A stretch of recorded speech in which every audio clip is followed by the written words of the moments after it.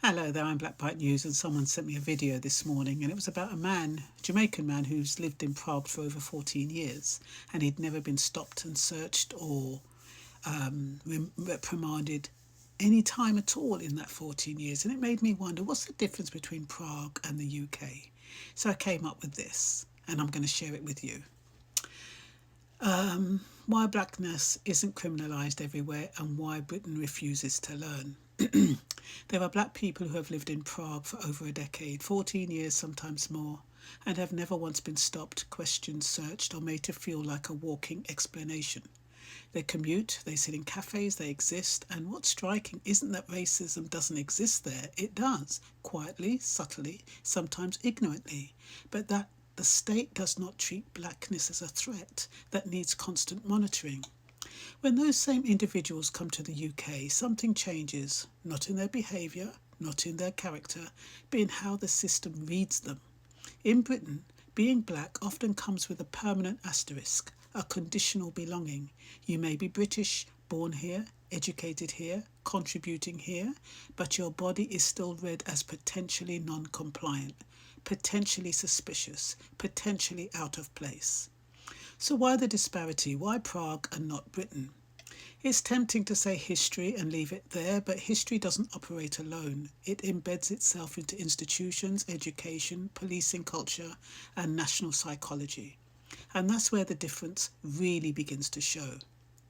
The UK is a former empire that never fully metabolized its past. Colonialism didn't just extract resources, it produced racial hierarchies that were written into law, science, and policing. Blackness was defined administratively and culturally as something to be managed, controlled, and surveilled.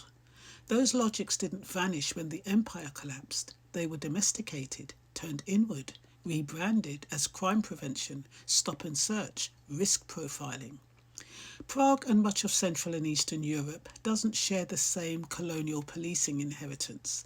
That doesn't mean it's free from prejudice, but it does mean the state doesn't spend centuries perfecting systems to control black bodies.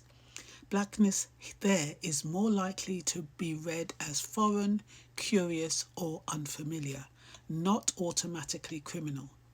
And that distinction matters. In the UK, policing is proactive in a way that disproportionately targets black communities. Stop and search isn't just a tactic, it's a philosophy. It assumes that crime is prevented by interruption, by constant checking, by visible dominance. And when that philosophy meets racialised assumptions, black people become the default site of intervention. In Prague, policing is more reactive, less intimate, less psychologically invasive. You're more likely to encounter the police because something has happened, not because you are assumed to be something that might happen. Education plays a role too, but not in the way people often think. British education teaches diversity rhetorically, but rarely interrogates power honestly. Empire is softened, slavery is summarised, colonial violence is abstracted. What remains is a population that believes itself tolerant while unconsciously absorbing narratives that associate blackness with social breakdown, disorder, or danger. In contrast, countries like the Czech Republic often lack deep education on black history altogether, but paradoxically, that absence means fewer inherited fears.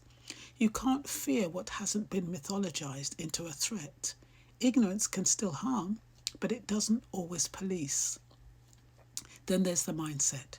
Britain has a deep anxiety about cohesion, about control, about losing grip. Immigration debates, crime narratives, and national decline are often emotionally fused together. And black communities sit at the intersection of those fears. Policing becomes a way to reassure the public that order is being maintained, even if that reassurance comes at the expense of dignity. Prague doesn't carry the same demographic anxieties. Black populations are smaller, less politically charged, less symbolically loaded. There is no long-running national story casting black people as a domestic problem to be solved. But here's the uncomfortable truth. Britain chooses not to learn this.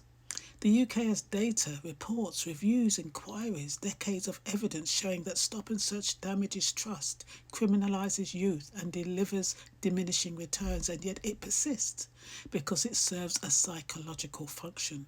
It signals control. It performs authority. It reassures some citizens by unsettling others. So what would change look like? It wouldn't start with better slogans or body cameras alone. It would start with a fundamental shift in how safety is defined, from suspicion to relationship, from domination to legitimacy. It would require recoupling blackness from risk in police training, not as a diversity add-on, but as a core operational principle. It would require a local accountability with teeth, not symbolic oversight. It would mean investing in community presence that isn't enforcement first. Youth workers, mental health responders, neighbourhood mediators, so police are not the default response to social distress. It would also require honesty at the national level, teaching Britain's full history without defensiveness, no fear, so fear no longer masquerades as pragmatism. Most importantly, it would require listening to black experiences not as complaints but as diagnostics.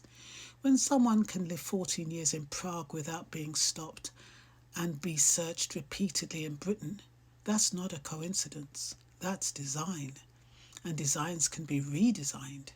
This isn't about pretending racism doesn't exist elsewhere. It's about recognising that criminalisation is not inevitable, surveillance is not neutral, and dignity is not incompatible with safety. The question isn't why Prague is perfect. The question is why Britain, with all its data, resources and democratic claims, still struggles to see black citizens as people first and risks second. And until that order is reversed, the disparity will remain. I'm Black Bright News, centering lived experience, historical truth and human dignity, creating a space for conversations that challenge fear without feeding it and seek justice without losing empathy. And I hope that is helpful for you. Take care now. Bye-bye.